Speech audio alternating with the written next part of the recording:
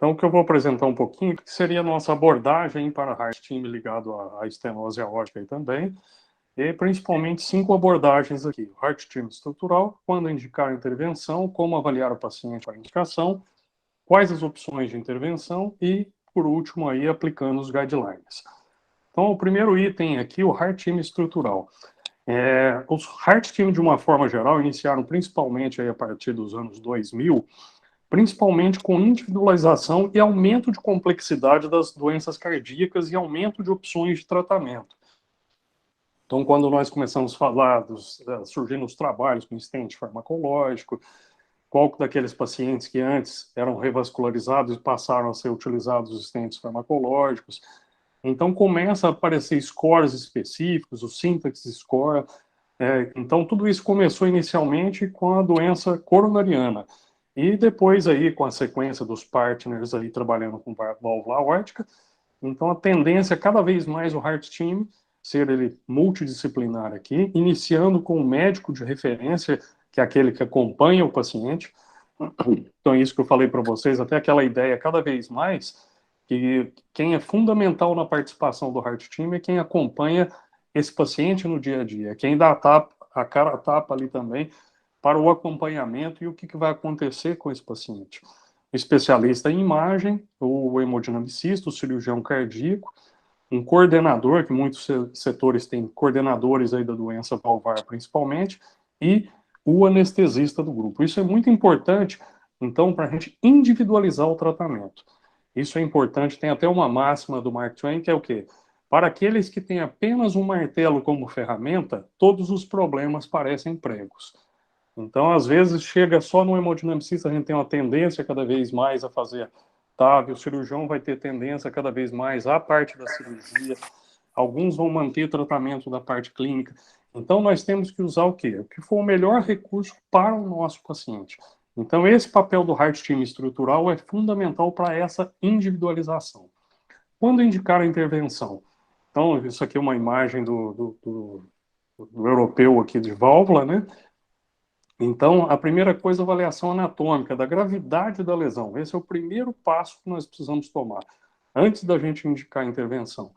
O problema precisa ser importante. Então, o que é o problema importante? Aquele que tem uma área valvar aórtica menor que 1 centímetro quadrado, indexada menor que 0,6 por metro quadrado, um gradiente VE aorta assim maior ou igual a 40 e uma velocidade máxima de jato maior ou igual a 4 metros por segundo.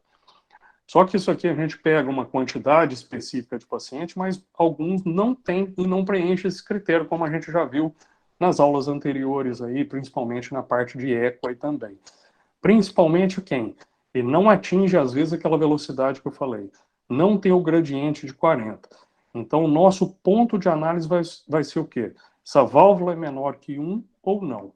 Se a válvula é maior que 1, não tem dúvida, ela é moderada, tranquila. Mas se ela é menor que 1 e não preenche critério de velocidade de gradiente, nós vamos ter que continuar na nossa avaliação. Isso pode ser simplesmente, nesse paciente, se ele tem um volume ejetado, um volume sistólico acima de 35 ml por metro quadrado, então isso não é severo, então ela não é grave. Agora, se eu tenho essa ejeção menor, e principalmente se é para uma disfunção ventricular, a gente vai ter que fazer outros testes aí, às vezes teste com dobutamina também, para a gente confirmar se essa área realmente é menor que 1, tá certo? E se essa doença é realmente severa. Ou seja, então, ou o paciente preenche todos os critérios, ou se não preencher, mas tem área valvar menor que 1, a gente vai dar continuidade na nossa avaliação para ver se ela é grave ou não. E isso aqui é conhecido já de longa data, que inicialmente, eu lembro quando eu fazia cardiologia há 20 anos atrás, quando eu comecei na cardiologia, isso aqui era bem conhecido já há tempos, que o paciente vai bem, na hora que ele começa com o sintoma, a curva de sobrevida dele despenca. Se esse sintoma for insuficiência cardíaca, 50% de mortalidade em 2 anos, se for síncope, 50% de mortalidade em 3 anos, e se for angina, 50% de mortalidade em 5 anos. Então, a indicação, basicamente, numa fase inicial é o quê? Apareceu sintoma ou não. Por outro lado, se esse paciente for submetido à cirurgia, olha como mudava a sobrevida dele. Então, se fosse a história natural sem fazer nada na válvula, a sobrevida caía absurdamente após início de sintomas, e se essa válvula fosse abordada, ele mantinha uma boa sobrevida aqui. E hoje a gente já sabe que se a gente esperar totalmente sintoma, grande parte desses pacientes nós vamos perder. Então, o segredo hoje é a gente saber o momento adequado. Nem indicar extremamente precoce, mas grande parte dos pacientes também não esperar totalmente o aparecimento de sintomas. Essa aqui é uma publicação interessante do grupo do INCOR, que é a significância prognóstica da quantificação de fibrose que eles faziam por histopatologia e ressonância magnética.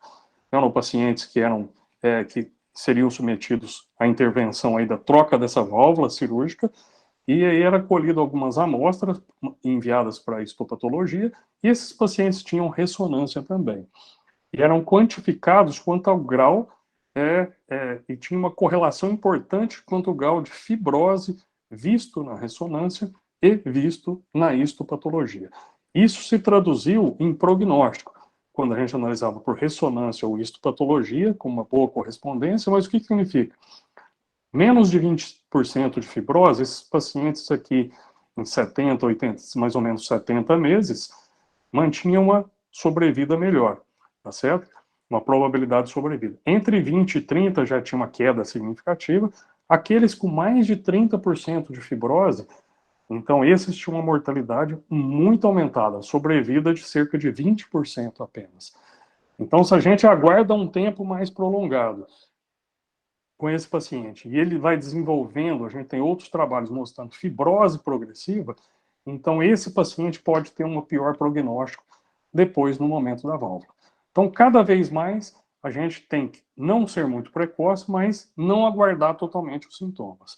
Então, isso é interessante. Na hora que definiu a gravidade que eu falei para vocês, nós vamos ver se os sintomas do paciente são relacionados à válvula mesmo. Esse já está indicado intervenção, não tem dúvida. Mas, muitas vezes, eles não têm sintomas relacionados à valvopatia, mas tem ela grave. Então, nós vamos buscar o quê? Complicadores que vão mostrar se esse paciente tem uma chance maior de já estar tendo comprometimento de fibrose. Então, nesse sentido, esse aqui é da diretriz brasileira de 2020, e ele mostra, então, exatamente o que são esses complicadores, que nós vamos avaliar com ecocardiograma, teste ergométrico ou ergospirométrico. O que é no ecocardiograma? A disfunção ventricular esquerda, ou se a gente tiver alguns critérios que mostram que essa válvula é mais importante ainda do que grave, vamos dizer assim. O que são os marcadores de mau prognóstico? Área menor que 0,7, velocidade acima de 5, de pico de jato, ou gradiente médio acima de 60. Então, esse paciente, além dele preencher o de gravidade, esse seria extrema gravidade.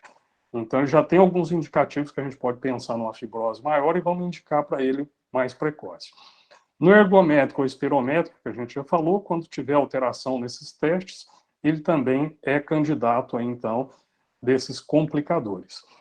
E tem um trabalho que já foi incluído, logo, alguns anos aí, ele já vai ser publicado, do Erlitav, que é o que acontece. Esse seria o quê? Um passo atrás ainda. Então, são pacientes com estenose aórtica grave, totalmente assintomáticos e não têm aqueles complicadores. E foram randomizados para TAV ou acompanhamento clínico, certo? Então, se provar alguma coisa, vai ser um passo atrás ainda daquela localização dos complicadores que a gente falou.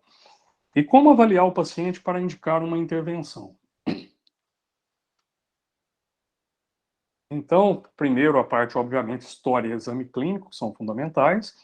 Esses primeiros exames a gente já trabalhou nas outras aulas, que é a parte do ecocardiograma, teste de esforço ou cardiorrespiratório e a tomografia. Então, já vou começar com os outros aqui, principalmente o que? Aspectos relacionados ao paciente e familiar. Então, um dos pontos fundamentais, e cada vez mais, tanto da parte do Heart Team, quanto na medicina de uma forma geral, é cuidado centrado no paciente. Então, o paciente é o centro da nossa atenção realmente, e esse aqui é um da American Heart, que é indicando até que as pesquisas sejam centradas também com prioridades diretas no paciente. desde a parte de indústrias, pesquisadores, no nosso dia a dia, os clinical trials, direcionados ao problema de resolver o problema específico do paciente. E o que isso é? Em resumo, é que o nosso objetivo esteja alinhado ao objetivo do paciente. Eu acho que esse seria um resumo aí do cuidado centrado no paciente. Porque muitas das vezes a gente tem aquela impressão do que nós vamos fazer, mas o que o paciente espera da gente quando ele nos procura? Alguns pacientes querem viver mais tempo, outros querem maior qualidade de vida. Então, o primeiro que a gente tem que analisar é qual que é o objetivo desse paciente que nos procurou. E depois nós precisamos ver o que nós vamos fazer para alinhar esse nosso objetivo ao objetivo do paciente. Eu falo, por exemplo, eu lembro bem aqui, em janeiro eu recebi uma paciente de um colega, 92 anos, ela tinha todos os critérios, uma estenose acentuada de válvula aórtica, síndrome de fragilidade, ela preenchia todos os critérios de alto risco aí realmente.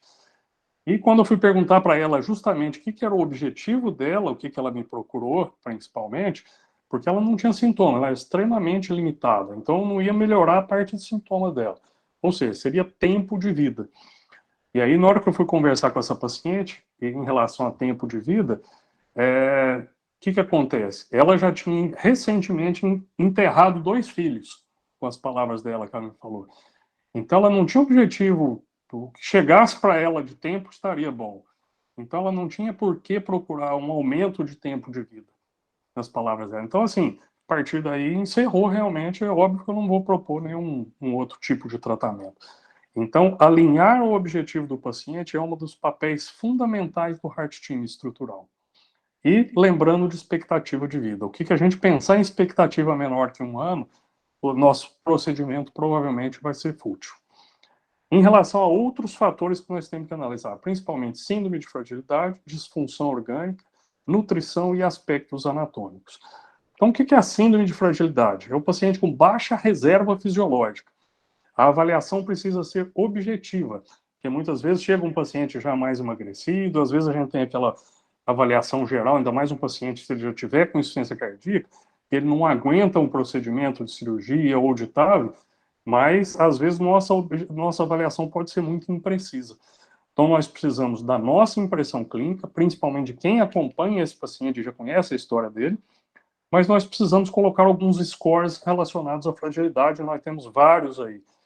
Eu gosto bastante desse do EFT, onde nós temos 4 variáveis, que vai ser o paciente levantar 5 vezes da cadeira, se tem comprometimento cognitivo ou não, nível de hemoglobina para homem e para mulher e nível sérico de albumina. Então, com isso, porque o paciente, quando ele entra numa síndrome de fragilidade, ele tem uma série de citocinas, fator de necrose tumoral alfa, que vão fazer o quê? Como se fosse uma doença crônica nesse paciente. Então, ele começa a produzir uma quantidade menor de albumina, esse paciente vai ficar desnutrido, a hemoglobina menor, pode ter comprometimento cognitivo, e isso vai se refletir também na parte muscular dele, ele não vai conseguir no tempo adequado fazer esses levantamentos. Então, quanto maior o número, esse paciente tem uma fragilidade maior, onde nós vamos tentar determinados tratamentos mais específicos aí para ele aí, certo? Em relação à disfunção orgânica, as 3 principais que a gente tem que estar atento: doença pulmonar grave, disfunção renal e disfunção hepática. Esse da doença pulmonar grave, esse é um trabalho com cerca de 2.400 pacientes, trabalhando aí principalmente com volume forçado de primeiro e segundo, para classificar como um DPOC leve, moderado ou grave, certo? E o que foi diferente, principalmente estatisticamente? Então, quando a gente tem um DPOC grave, esse paciente tem um MACE maior. Então, em relação a morte, AVC ou infarto do miocárdio, cerca de, às vezes, até 93% a mais esse paciente tem. Em relação à pneumonia pós-operatório, quem que foi pior? Se o paciente tem um DPOC grave aqui também. Para o moderado ou leve não foi diferente. E em termos de sobrevida, aqui quanto maior esse número aqui, menor a sobrevida. Então, já sabendo que quanto maior a gravidade, desde o leve até o severo, até a grave, esse paciente vai ter uma mortalidade maior. Ou seja, o grave ele tem mortalidade maior, tem mais pneumonia pós-operatório e tem um endpoint combinado de morte, AVC e infarto maior também. Em relação à disfunção renal, esse trabalho aqui é interessante, pacientes que iam para a TAV, acompanhou cerca de 2.000 pacientes, e classificando em 5 estágios aqui da doença renal, sendo os piores o estágio 4 e 5, o 4 com clearance entre 15 e 30, e o 5 abaixo de 15 de clearance, ou pacientes estando em diálise.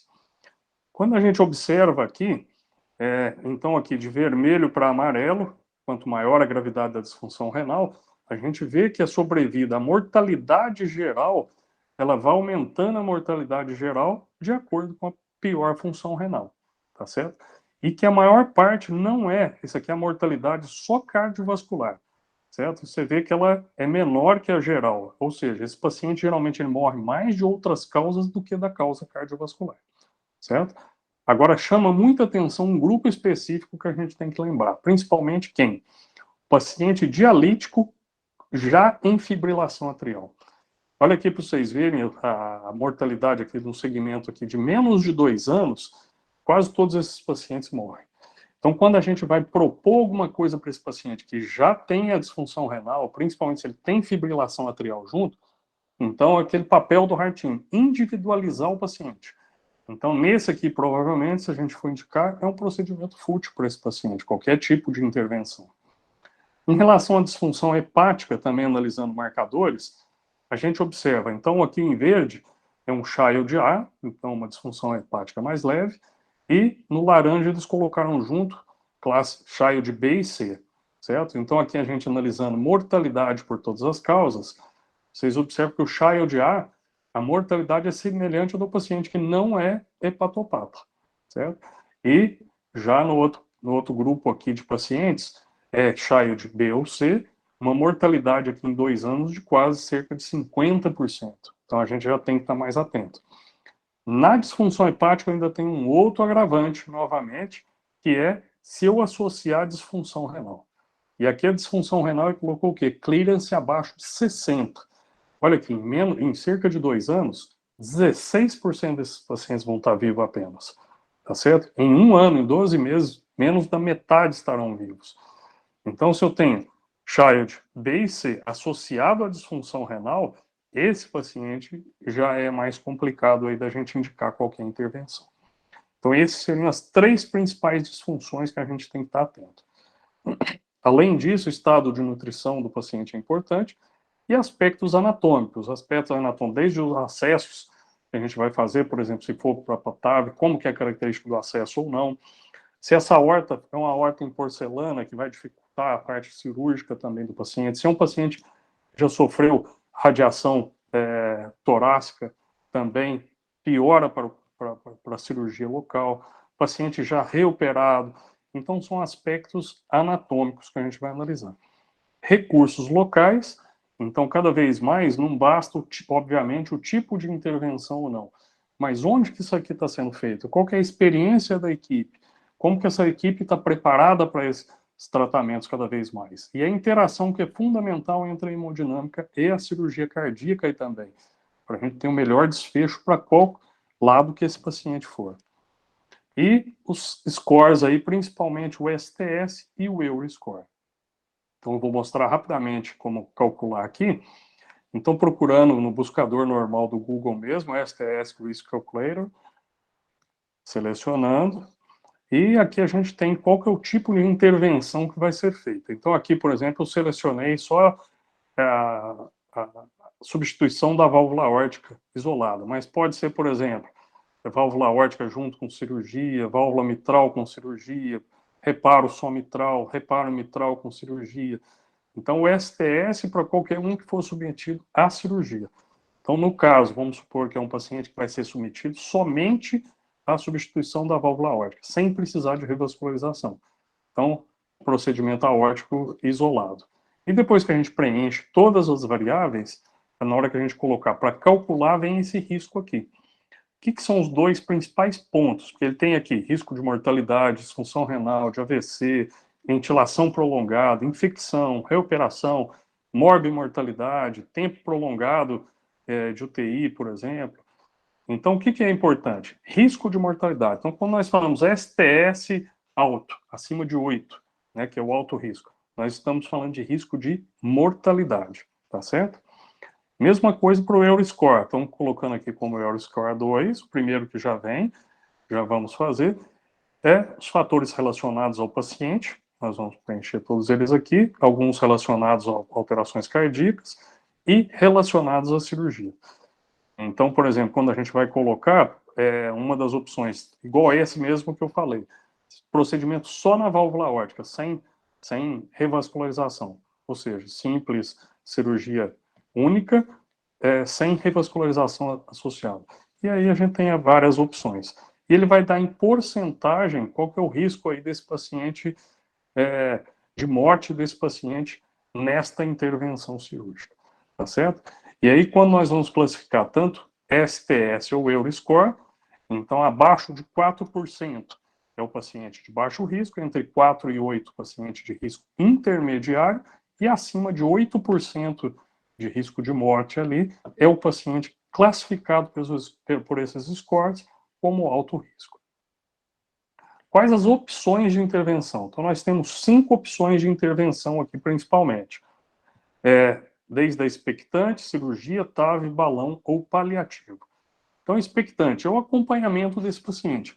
Então, por exemplo, aquele paciente que a gente falou que é uma estenose grave, por exemplo, mas não tem nenhum sintoma e nenhum complicador. Nós vamos acompanhar esse paciente. Conduta até expectante, vendo se ele piora ou não nesse intervalo. Se é um outro fator que eu não falei aqui para vocês, por exemplo, BNP. O BNP é valor único, ele não tem muito valor, mas quando a gente faz comparativamente, por exemplo, vi esse paciente que era uma estenose grave, é assintomático, sem complicadores. Há 6 meses atrás, tinha um BNP de 500. Peço agora no retorno, além de novo com BNP, está com 1.500, 2.000 de BNP. Opa, esse paciente está mostrando que ele já está tendo outras complicações ali, tá certo? Então é expectante, desde que nós estemos avaliando mais de perto esse paciente. Em relação à cirurgia, a cirurgia também, nesse tempo aí, é o que é mais padronizado até hoje, o maior número de procedimentos, mas cada vez mais melhorando a característica, seja da cirurgia, seja da característica da válvula.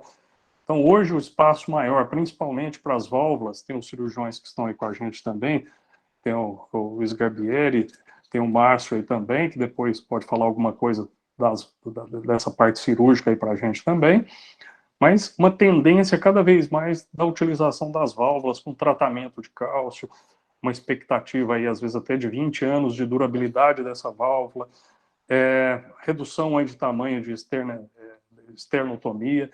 Isso aí, às vezes, parece pouca coisa, mas a redução, muitas vezes, do sítio de abordagem, eu tenho uma resposta inflamatória, às vezes, menor desse paciente no pós-operatório. E é fundamental aí a experiência das equipes, então é muito importante que cada vez, hoje a gente trabalha em grupo, em equipes aí, e que cada vez mais para melhorar o procedimento, tanto quando a gente vai fazer TAV, quanto o procedimento da cirurgia. Em relação à TAV, a gente teve uma evolução grande, só para vocês terem uma ideia, em 85 foi a primeira vez que foi feito aqui balão aí de valvoplastia, publicado em 86 aqui no Lancet, e é o mesmo que o Alain Cribier, que é uma cidade que chama Rouen, na França, que é onde mataram a Joana d'Arc, em 1985. Depois ele tem a parte de mitral também, e ele que foi o fundamental para todo o desenvolvimento e que fez o primeiro implante lá em Rouen também, em 2002. Então, isso é fundamental, essa mudança aí, em relativamente pouco espaço de tempo.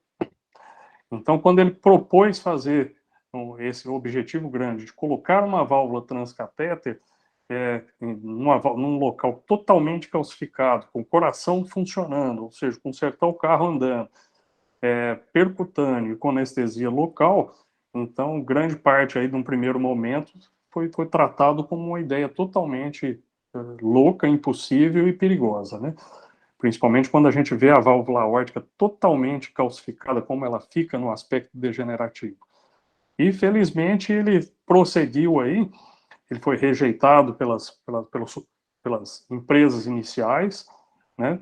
E depois todos colocavam, grande parte colocava como uma estúpida, que ele deveria esquecer aquilo, mas felizmente ele prosseguiu, e começou com a parte do implante. Desde a parte de balão, que a ideia dele desenvolver em cima do balão uma válvula aqui, com tamanhos específicos aqui nessa expansão. Isso aqui ele fez inicialmente em carneiros. Então esse aqui que é o Alain Cribier, que é o pai aí da TAV, certo? E que era o aspecto inicial dessa válvula inicial dele aqui. Então foi feito inicialmente em carneiros, vou acelerar um pouquinho aqui, e depois, como tinha diferença aí fisiológica e tudo, a ideia é que eles já estavam querendo mover cada vez mais para humanos. E chegou um paciente em 16 de abril de 2002 lá em Wuhan, 57 anos de idade, um choque cardiogênico, fração de ejeção de 12%, múltiplas comorbidades, com trombo ventricular. Então, assim, tinha vários contraindicações ao procedimento. E tinha um bypass bifemoral aqui ocluído, já com complicações locais. O paciente veio até a falecer mais tarde dessas complicações. Tentaram um balão via transeptal, o paciente permanecia em choque, e optaram fazer nesse paciente aqui. E, felizmente, esse aqui são as imagens desse primeiro procedimento, e foi via venosa, passando aqui pela septo interatrial, estão fazendo via anterógrada, e após a colocação da válvula, aqui a gente vê aqui o ventrículo, aqui a aorta, um gradiente importante, e uma redução quase total aqui desse gradiente. E viram pelo menos que isso funcionava. Então esse aqui é o primeiro paciente que fez o procedimento, e esse ano foi comemorado aí, então, 20 anos do primeiro implante. Esse paciente aqui no D8, e mais para frente acabou falecendo aí por complicações na perna, igual eu falei para vocês. Em relação às sequências dos principais trabalhos, então começou aqui nessa fase inicial em Wuhan, e como a cirurgia já era totalmente bem estabelecida para a estenose aórtica, tinha que fazer o quê? Em pacientes praticamente inoperáveis. Então, fez pacientes inoperáveis, com alguns trabalhos menores, ou paciente de alto risco. Mostrou que funciona progressivamente. Então, começou desse alto risco mais significativo do partner, caminhou no partner 2 para risco intermediário. Quando fala intermediário, alto ou baixo, principalmente o STS score, que eu falei para vocês. E o último, que é o partner 3, que é o paciente aí já de baixo risco, ou seja, um risco cirúrgico abaixo de 4%. E hoje é feito com a técnica minimalista, então sem intubação, com eco transtorácico, tá certo? E com alta aí entre 1 e 3 dias, geralmente.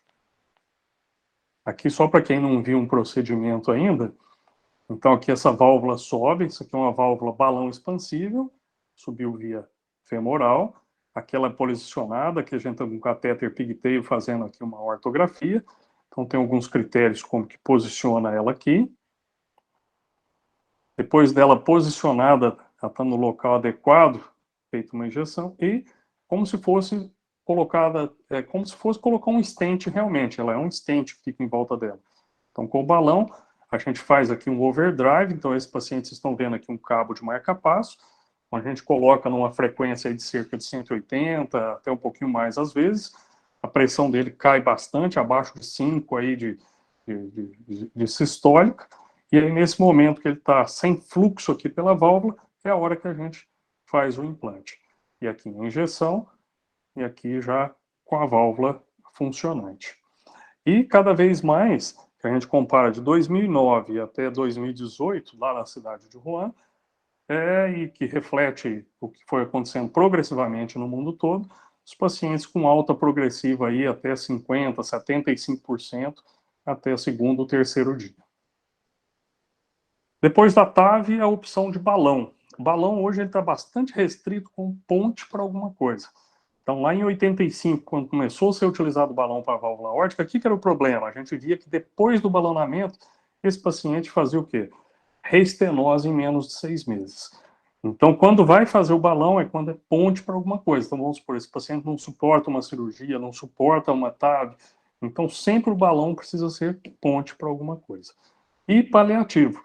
Então, às vezes, tem paciente que não suporta nenhum tipo de procedimento e não tem porquê, tem uma expectativa de vida já mais curta, tudo aquilo que a gente falou, não tem porquê a gente submeter a cirurgia TAV ou mesmo balão. Aplicando os guidelines. Então, a gente tem, principalmente, nos últimos 2 anos, saíram os 3 últimos aqui, o brasileiro primeiro, depois o americano e o europeu. E o que é classe 1 da Sociedade Brasileira de Cardiologia? Se eu tenho sintomas, tá certo? Se o paciente é assintomático, mas tem aqueles complicadores de disfunção ventricular, ele é 1B ainda. Se é por teste ergométrico, ele passa a ser 2A. Se o paciente é assintomático, mas tem aqueles critérios de eco que eu falei de complicadores, 2A aí para intervenção também, seja cirúrgica ou seja TAV, certo? Em situações especiais, com estenose aórtica importante, baixo fluxo, baixo gradiente com fração de ejeção reduzida, com reserva contrátil 2A, sem reserva contrátil e com score elevado, 2A mais nível C. E estenose aórtica importante paradoxal, 2 também. E aqui a gente vai colocando, desde o paciente inoperável até o baixo risco, se tem um predomínio de cirurgia ou de TAV. Isso vai mudar muito de instituição para instituição. Então, se o paciente tem um risco proibitivo cirúrgico, é inoperável, ele é mais classe 1 para TAV do que classe para cirurgia. Alto risco, aqui eles colocaram 1 para TAV e 2A para cirurgia. Risco intermediário, aqui esse colocaram como 1 para TAV e 2A para cirurgia. Agora, se o paciente é maior que 70 anos, baixo risco, colocaram como 1 para as duas situações, TAV ou cirurgia, como se fosse igual aqui com 70 anos. E abaixo de 70 anos, a cirurgia é 1 e a TAV é 2B aí, realmente. Então, nós temos 2 extremos principais. O que são esses 2 extremos? Por exemplo, o paciente mais jovem, abaixo de 75 anos de idade, baixo risco aqui de STS e Euroscore, não é adequado para acesso femoral, e é um paciente bom para cirurgia, não tem dúvida, esse paciente é muito mais cirúrgico. Se é um paciente que já começa a ficar maior ou igual a 75, já subindo STS e Euroscore e tudo aquilo que a gente falou de critérios de gravidade, esse já é bem mais para TAV. E vão ter os intermediários desses 2 extremos, que são adequados para os 2 tipos aí de intervenção. E é interessante esse do europeu, que ele traz algumas tabelas que são importantes quando a gente vai falar que a gente está individualizando o paciente. Então, por exemplo, paciente de baixo risco cirúrgico. Então, sempre nas colunas, a primeira coluna quando é favorável à TAV e a segunda quando favorável à cirurgia. Então, se o paciente é de baixo risco cirúrgico, ele é mais favorável à cirurgia. Alto risco cirúrgico, obviamente, mais a TAV. Paciente mais novo, mais favorável aí à cirurgia. Então, até mesmo porque a gente está falando em tempo de, de, de viabilidade desse procedimento. Então, hoje, com essas válvulas cirúrgicas tratadas, esse paciente mesmo mais novo chega a durar, às vezes, 20 anos, provavelmente, uma válvula dessa. A TAV ainda está entre 8 e 10 anos. Então, o paciente mais novo, a tendência é a gente indicar é cirurgia, realmente. O paciente mais idoso, quanto mais idoso, mais indicado TAV. Tem cirurgia cardíaca prévia, já teve, favorável ao TAV. Fragilidade naquela avaliação que a gente falou. Quanto maior a fragilidade, mais adequada a TAV. Tem suspeita de endocardite ou alguma outra situação cirúrgica. Então, por exemplo, o paciente já estava pronto o mês retrasado para indicar um procedimento cirúrgico. Quando eu fui fazer um eco pré-cirúrgico dele, o paciente tinha uma massa, provavelmente um papiloma ali abaixo da válvula aórtica. Então, já encaminhei aí para a cirurgia aí para o Sgarbieri, justamente nessa situação aqui, que ele vai ter uma outra situação que a gente não vai tratar aqui com a TAV. Em relação às partes anatômicas, acesso transfemoral adequado, mais favorável à TAV, e assim nós vamos avaliando. Já tem radiação, mais favorável à TAV, aorta em porcelana, deformação torácica, tudo isso vai favorecendo a TAV. Não é adequado aqui uma dimensão anular, porque às vezes a gente tem uma limitação de tamanho de prótese, então que não dá para a gente fazer TAV. Esse paciente vai ser mais adequado à cirurgia. A bicúspide ainda é mais indicado a parte de cirurgia se esse paciente tiver um bom risco cirúrgico. Morfologia desfavorável aí. Então, os pacientes têm, por exemplo, a altura das coronárias muito baixa, que pode fechar na hora que a gente está fazendo o TAV. Se ele tem um trombo aqui na aorta ou no ventrículo esquerdo, mais favorável aí também a cirurgia. E o paciente vai fazer qualquer outro procedimento junto. Ele tem uma outra valvopatia, tem alguma outra coisa que vai precisar de cirurgia. Sempre mais favorável associar a cirurgia. Então, isso aí que eu queria apresentar hoje para vocês, a avaliação inicial e o que escolher, e vamos abrir aí agora para o que tiver de perguntas ou comentários aí também.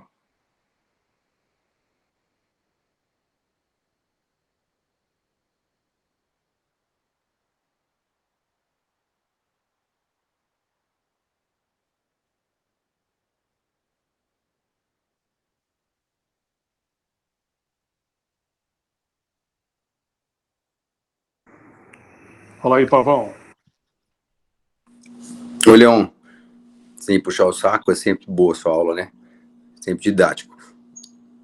Meu amigo, eu acho que só talvez acrescentar ou até ver sua opinião do pessoal do grupo aí, se tem uma coisa talvez que não entra no Hartim, que não é algo técnico, mas que talvez tenha que valer, em alguns casos a gente vai ter que ponderar, principalmente nesse paciente, talvez não seja muito idoso, mas também não é jovem. Tem fator de risco, mas também não é aquele STS muito alto, mas que é a escolha do paciente. E, né, eu acho que não entra no Hartim, porque você vê que tudo que você falou até agora não tem esse item, né? Faz parte do Hartim todo mundo, menos o paciente, né? Eu digo menos o paciente na vontade própria ali. Queria que talvez falasse um pouquinho, alguma experiência sua aí. Eu acho que o primeiro aquele parte, o primeiro slide, que é aquele cuidado centrado no paciente. Então, ali que eu acho que é aquele ponto, independente da gravidade, o que é a opinião dele? Então, desde o que ele espera, por que ele procurou a gente mais específico, e o que ele espera de escolha também do procedimento. Então, às vezes, como a gente cada vez vai mais fazendo esse tipo de procedimento, o que às vezes é muito comum, até por internet, hoje os pacientes às vezes procuram a gente e já marca direto. Às vezes nem foi o cardiologista que pediu para ele passar por uma avaliação, ele viu um eco dele, alguma coisa, e às vezes o próprio paciente até procura direto quem faz a parte de TAV. Né? Então, o que acontece? Às vezes acontece muito de paciente muito mais jovem. Então, muitos desses que, mesmo sendo a escolha do paciente, se o paciente entra totalmente, eu coloco as duas opções. Mas eu sempre coloco a questão de falar para ele, por exemplo, olha, nessa sua situação, eu sei que você quer, você veio para fazer, solicitando uma TAV, mas o seu caso, na minha opinião, é cirúrgico. Então, isso já acontece principalmente com pacientes abaixo de 70 anos. Porque às vezes vem um paciente muito novo, está muito bem. Então, por exemplo, a mais nova que a gente fez, né? Nós fizemos foi 53 anos de idade. Você fala, não, mas essa veio justamente de um colega cirurgião, que é uma paciente que tinha uma estenose grave, mas ela já tinha tido complicação de AVC, uma série de casos que ele não queria operar essa paciente. E essa paciente a gente acompanha há 5 anos, o paciente está super bem, o gradiente médio de 5 pela TAV. Mas assim, essa é uma exceção. E essa ainda era mais exceção, ainda que além de jovem, ela ainda era uma bicúspide jovem, né? Então eu acho que é fundamental naquele de cuidado centrado no paciente, a gente tentar expor qual o risco das duas coisas. E sempre baseado por diretriz, né? Então, por isso que é aquele. Eu acho que os principais aí, eu ainda acho que é idade e comorbidades. Então, como a gente pega? Porque, por exemplo, se a gente for analisar só o que é aprovado hoje pelos convênios, só o paciente alto risco. Complicadíssimo. A gente pega um paciente de 90, tem uma que a gente fez o mês passado, 93 anos de idade. O paciente não toma um medicamento. Na hora que você vai calcular Euroscore e STS, meu 2%. Então, essa paciente, teoricamente, se a gente for analisar só como fatores de risco e tudo, então, eu acho que cada vez mais a idade passa a ser um determinante importante junto com a escolha do paciente. Mas você falou muito bem aí, Pavão, que aquela parte do paciente centrado no paciente é fundamental. A gente tem que valorizar a escolha dele, né, naquele contexto geral, mas sempre embasando as duas opções aí de tratamento para ele saber o que é o mais adequado ali para ele. E talvez o ponto, só complementar, que você já falou, mas que é o que o convênio vai cobrir, né? Então, às vezes, o paciente até está no meio termo ali, mas às vezes não entra ainda nas conformidades que hoje a ANS permite que se faça por convênio. Ainda tem esse porém, que mesmo que esteja ali, mesmo que a gente faça relatório, né? Estou te dizendo que a gente recebe, às vezes, alguns pacientes dos colegas, que às vezes está super bem indicado, mas às vezes, ó, por 2 anos não entra ali, às vezes isso vai, e não vai poder, né? Infelizmente, nós temos que seguir essas regras, porque senão vai ser glosado, né, pelo próprio convênio. E essa área de penumbra ali, vamos supor, das indicações, que o paciente está adequado para as duas realmente, e se ele não entra na cobertura, precisa saber, e cada vez mais é passado para ele pelos hospitais e tudo aí também, custo, né? Porque às vezes eu vejo muito na cardiopatia estrutural uma coisa que é comum, porque tem muitos procedimentos, a gente vai fazer um fechamento de apêndice lateral esquerdo. Mesmo não estando no rol, às vezes alguns planos, principalmente a Unimed, eles liberam, eles sabem que quando a gente pede é porque esse paciente já tem um FA, não dá para anticoagular de jeito nenhum, esse paciente sangrou com tudo quanto é que é coisa. Então, o que acontece? Como não está no rol, às vezes a gente não oferece o tratamento ao paciente. Então, é interessante porque muitas das vezes a gente não sabe a condição financeira, né? E o aspecto, às vezes, que o paciente chega ali, a gente não tem a mínima ideia do que é a condição financeira dessas pessoas. E, às vezes, a gente sabe que esses procedimentos, cada vez material muito caro e tudo isso, mas o paciente, até nessa parte de escolher com segurança e tudo, ele precisa estar ciente de valores se ele não tiver coberto, porque tem que ser opção dele, às vezes não nossa, né? Eu digo assim, beleza, eu quero essa, eu tenho condição de arcar com isso, beleza. E às vezes a gente interpreta subjetivamente, tentando evitar isso de toda forma, né? Quem que levantou a mão aqui? Antônio? Olá, Leon. Olá, Fala, pessoal. Antônio. Boa noite. Então, tudo bem? Tudo bom? Fantástica apresentação. É uma satisfação aí estar junto com vocês nesse momento, né? E assim, a gente vocês estão discutindo situações que já chegaram ali em vocês, né? Com aquela indicação formal, né? Tem pacientes que estão ali sintomáticos, né? Estenose aórtica importante já estabelecida por um método já imagiológico, né? Que é aquela discussão, né? Vai para TAV, vai para cirurgia, né? Olhando a ponta de cá, a ponta clínica, né? Aquele limbo que é o limbo, né?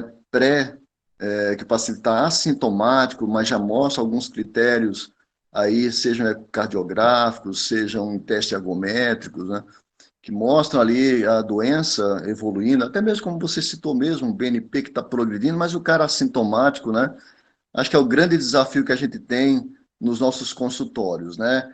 Que é você convencer, geralmente, um idoso, né? Um idoso ali acima de 75, 80 anos, né? Que está com a doença de alta mortalidade, quando cai naquela faixa ali de criticidade, né? Quando ele passa a ser sintomático, né? A gente ter esse desafio, e eu acho que acredito eu, que é com uma boa relação ali médico-paciente, para indicar esses procedimentos para esses pacientes. Não é fácil, né? Não é fácil, nossa realidade ali da clínica, do dia a dia, no tete-a-tete ali com o paciente. Claro, cada um tem o seu jeito, sua forma, né, de lidar com isso tudo. Eu acho que o bom relacionamento médico-paciente, eu acho que é o que mata a charada, mas eu gostaria de escutar aí dos outros colegas, né, essa dificuldade, porque quer queira, quer não, eu acho que é esse paciente que a gente tem que identificar, né, de forma ali mais precoce, quando está chegando nesse limite aí de início de sintoma, né? Qual é a experiência sua, Leon, Pavão, os clínicos ou algum clínico que seja queira se manifestar? Eu lembrou um caso aqui que a gente fez em abril agora, que é justamente isso, que são muitas variáveis quando a gente acompanha realmente esse paciente, né, Antônio? Então, obrigado aí da sua pergunta, porque é fundamental, eu acho que nessas discussões a gente vê, até porque a gente está falando de heart team, a gente tem que ver o cenário de cada um. Então, obrigado primeiramente aí pela sua pergunta. Agora, essa paciente, como é que foi? Porque entram muitas variáveis realmente, além daquelas que a gente falou. Então, essa paciente me procurou no final do ano passado, perto do Natal. Ela já tinha alguns critérios ali que era uma válvula, mas ao mesmo tempo ela estava quase tudo na trave. Então, por exemplo, a velocidade dela ali do jato era 4,1, o gradiente dela de 40, assim, sabe? Tudo no limite. E a paciente nadava. A paciente fazia natação e não tinha sintoma. Entendeu? E ia viajar no começo, final de ano ali, começo de janeiro. Então entra a época do ano, se é ela tem alguma viagem ou não. Então aquela situação onde está toda, às vezes, programado, toda uma coisa na família, você indica uma intervenção para um paciente desse, é muito mais difícil num momento desse. Né? Uhum. Então essa aí começamos a acompanhar e em março, então com 3 meses ali, repetir BNP dessa paciente, repetimos eco, e assim, ela mudou de forma impressionante. Então, ela passou ali, ela tinha uma fração de ejeção de quase 70%, caiu para 50% nesses 3 meses, mudou o gradiente, e o BNP dela, que era normal, foi para 1.500. Então, assim, em 3 meses de acompanhamento. Opa, aí agora, já numa fase mais tranquila, né? E aí indicamos, foi aprovado tudo direitinho, e aí, depois de tudo aprovado, aí essa mulher tinha ficado viúva no mês de abril. Então, o que acontece? Abril na casa deles tinha toda uma aura das coisas ruins que aconteceram nessa família ser em abril. Por que eu estou contando isso? Porque realmente, no dia a dia, as coisas são diferentes. Sim. Né? Então você vê, e aí depois ela tinha uma viagem, ia fazer esforço, eu falei, olha, aí agora com essas medidas, você fazer um esforço maior, aí agora eu já tenho mais restrição, então independente desse mês do agora aí, então nós vamos fazer agora. E felizmente deu certo e ela foi para casa no outro dia já, com 21 horas pós-procedimento, ela foi para casa e felizmente deu tudo certo aí. São desafios da clínica. Exatamente. Legal.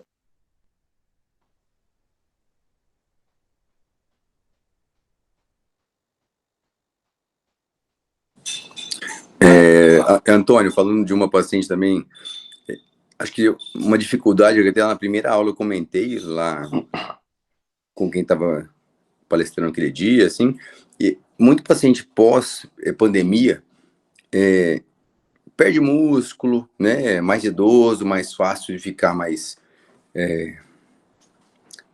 assim, não tem o mesmo funcionamento e com isso o paciente, ele acaba tendo, assim, algum cansaço, mas às vezes culpa a pandemia, culpa o restante, ou fica muito mais em casa e ele omite sintoma, né, o paciente que se adapta e fica quietinho. Então teve uma paciente nossa, já me de consultorar há um tempo, e nesses 2 anos ali, ela ficou mais quietinha, tinha uma estenose moderada para grave, piorou no final da pandemia e a gente pediu, para que autorizou, ela quebrou o fêmur. Aí o colega nosso tratou super bem, foi embora rápido. 2 meses depois a gente fez a TAV, ficou super bem. Esse final de semana ela caiu de novo, quebrou outro fêmur. Mas foi embora exatamente no dia seguinte. Ela falou para ele, doutor, foi muito melhor essa quebradura. Eu saí muito mais lisa dessa. Essa válvula melhorou muito. Então, assim, realmente são muitas situações. Fora que tem família, né, Leon? Acho que nós temos vários clínicos aqui que albergam o paciente ali por muitos anos, mas quando você indica um procedimento desse, E aí vem conversando, né? Conversa com a gente, conversa com o cirurgião, conversa com outro clínico, vai no anestesista. E enquanto não faz, esse paciente, essa família, eles ficam muito ansiosos. Aí o sintoma piora, tudo piora, né? Então a gente, na verdade, a gente herda o paciente também, né? Do fica com esse paciente, às vezes é zap toda semana, 2 vezes por semana, dando satisfação. E mesmo depois do procedimento, né, Leon? Então a gente vê que, pelo menos nesse começo, que a gente tem que talvez ficar mais próximo, acho que nós todos ficamos. Então, assim, a gente. Não é o dia do procedimento só que vale, né? É todo antes e todo depois. É uma trabalheira para o paciente ficar bem, né? E cada vez mais essa questão desse paciente, uma preocupação grande que eu tenho do paciente nesse período de espera realmente. Que às vezes é o paciente que está bem, mas a gente já sabe, se ele progredir igual aquele que eu mostrei da fibrose progressiva, o resultado da intervenção vai ser pior. Então a gente pode fazer uma intervenção igualzinha, foi tudo ótimo, e esse paciente às vezes evolui pior depois aí de 1, 2 anos. Então esse momento não tem, eu acho que por enquanto o que a gente tem de evidência realmente é sintoma, não tem sintoma, mas é grave, é aquele procurar realmente ver os complicadores ali, seja de eco ou de esforço ou cardiorrespiratório, e acompanhar, tem a parte do BNP também, e aquele acompanhamento mais próximo. Eu acho que às vezes até o acompanhamento mais próximo do que o que é indicado nas próprias diretrizes, sabe? E às vezes você pega a diretriz que mostra lá a cada 6 meses. Eu acho que não tem uma regra, mas você tem que sentir o paciente, né? Tem que ser aquele que você não está cheirando bem já mensal, a cada 2 meses, ou acho que isso é importante. Elias? Bom, Leon, parabéns aí pela explanação, né? Sempre clara, né? Mas o fato é o seguinte, né? A gente fazendo um paralelo aí com o conhecimento dos médicos mais experientes, né?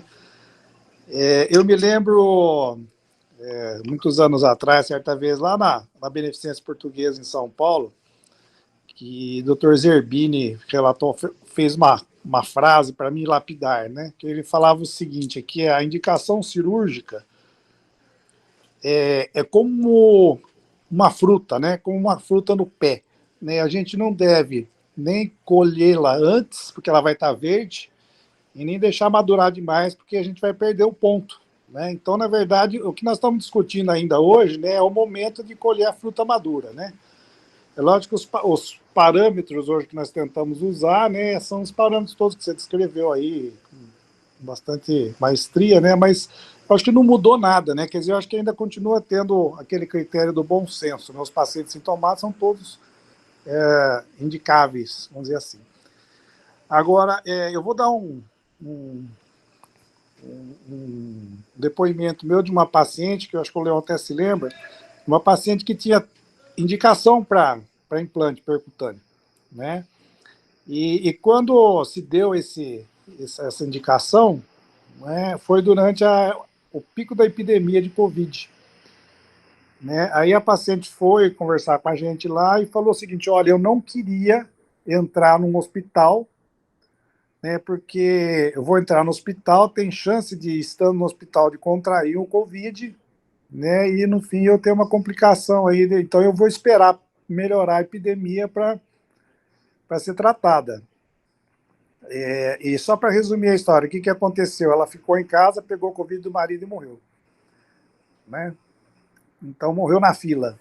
Então eu acho o seguinte, a gente precisa tomar cuidado, né, porque quando a gente vai propor o procedimento para o paciente, eu acho que não sendo cruel, né, às vezes com o paciente, mas a gente tem que estabelecer bem as situações de risco e benefício para o paciente. E a gente não pode também, vamos dizer assim, deixar a comunicação com o paciente de uma forma que ele se sinta tranquilo e às vezes não estar tratando. Eu acho que a gente tem que ser muito objetivo nessa hora, né? Dizer para o paciente, falar, olha, realmente, né, você está bem, né, mas existe indicador de que você vai piorar, né, que foi esse caso que o Leon relatou, né? Quer dizer, se você não faz um acompanhamento justo desse paciente, você vai perder esse paciente esperando ele fazer o tratamento, seja ele TAV, seja ele cirúrgico, né? Então, eu acho que essa máxima do Dr. Zerbini continua valendo,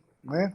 Que sirva de exemplo para todos aí, que lembrar da fruta, né? Que se não deixar a fruta ficar no pé e apodrecer, né? Porque eu acho que tem um momento que tem que indicar e a gente tem que ser muito incisivo nessa hora. Acho que tem que ter a capacidade de convencimento e a gente também tem que estar convencido do que está sendo feito está sendo benéfico para o paciente, né? Isso que é importante.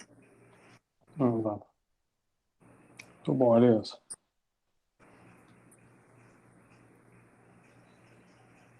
Alguém gostaria de falar mais alguma coisa? Ô, Leon, uma coisa que eu queria te perguntar, às vezes são coisas simples, né? Mas eu acho que essa informação você pode, às vezes, ajudar o clínico, né, de consultório. Por exemplo, indicadores eletrocardiográficos, né? Isso aí ainda tem alguma razão de ser, da gente usar, né, alguns parâmetros da eletrocardiografia, que é uma coisa básica no consultório, para ajudar o clínico também a estratificar melhor esses pacientes? De eletrocardiograma, principalmente a partir da estenose aórtica moderada, a gente tem que, geralmente, esses pacientes têm uma média de aumento de um milissegundo por ano, certo? De alargamento do QRS. E quanto mais alargado o QRS, provavelmente esse paciente tem uma pior evolução, tá certo? É a única coisa que tem realmente de...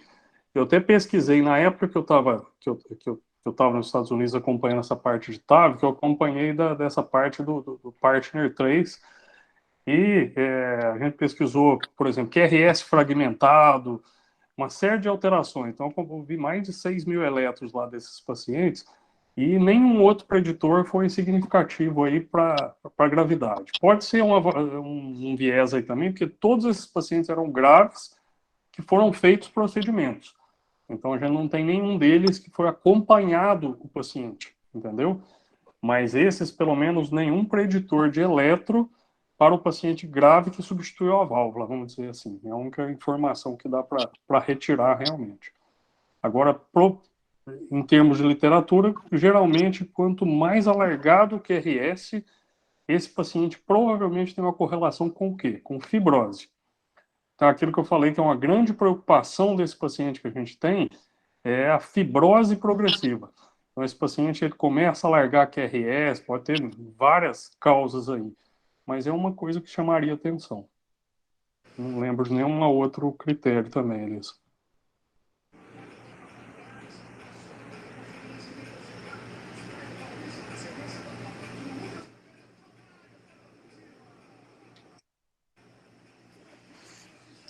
Fala, Tonhão.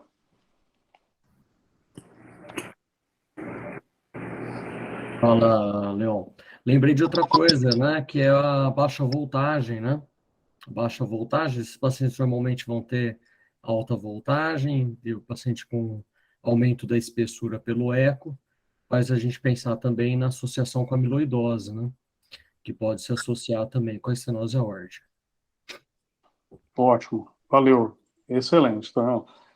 Então, cada vez mais, principalmente progressivo aí com a idade, bem lembrado aí, Tonhão, no sentido de que a gente sabe que outras causas, então analisar outras partes de espessura ventricular de uma forma geral desse paciente, o problema realmente é valvar ou não, e estar muito atento, às vezes, àquela válvula que a gente conversou de achados ali, seja do eco, seja da tomografia. Por exemplo, pegamos uma válvula que, olha, não tem uma calcificação significativa e tem uma estenose muito grave. Opa, será que não tem outro fator associado, junto com uma baixa voltagem de eletro? Será que a causa não é uma amiloidose? Né? Piorando principalmente via de saída aí realmente e justificando o gradiente desse paciente. Né? E esses pacientes tratados de qualquer forma de intervenção evoluem bem pior. Né? Se eu não me engano, acima de 90 anos, uns 15 a 20% dos pacientes têm amiloidose associada, né? Então, Isso. dá um número bem elevado. E aí, por isso que tem alguns que orientam, nesse grupo, principalmente, se tem uma espessura maior ventricular, tá bem atento em outros fatores desse paciente, na característica da válvula. Então, olha, a válvula não tem dúvida, extremamente calcificada, o H-stombo lá em cima. Opa, então, mesmo que tenha algum componente infiltrativo, alguma coisa, não tem dúvida que a degeneração dessa válvula é o principal contribuidor da fisiopatologia. Agora você pega, principalmente igual você falou, acima de 90, espessura maior, voltagem menor.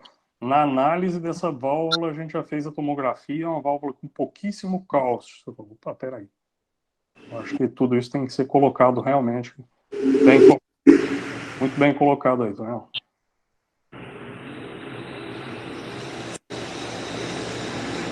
Mais alguma pergunta ou comentário aí, pessoal? Vou agradecer aí a presença de todos aí. E no dia 23, vai ser um sábado, a gente vai fazer a reunião e até ver se quem quiser enviar para a gente a parte que tem um caso clínico interessante, de alguma coisa, eu acho que é interessante, vai ser interessante para a discussão no dia que a gente vai fazer. O Tarso vem também no dia 23, que é o que apresentou a primeira aula dessa série nossa aí. E aí a gente vai fazer um almoço junto e para tomar um chopp aí todo mundo aí também. Combinado? Dia 23. E aí a gente vai entrar em contato com cada um de vocês aí para confirmar a partir da semana que vem, a gente já vai confirmar com todo mundo aí. Tá, joia? Mas conto com a presença de vocês já, hein? Tá bom? Grande abraço aí, pessoal. Boa noite. Boa noite. Abraço, Um abraço. Parabéns pessoal. pela apresentação, excelente. Agradeço. Obrigado, hein?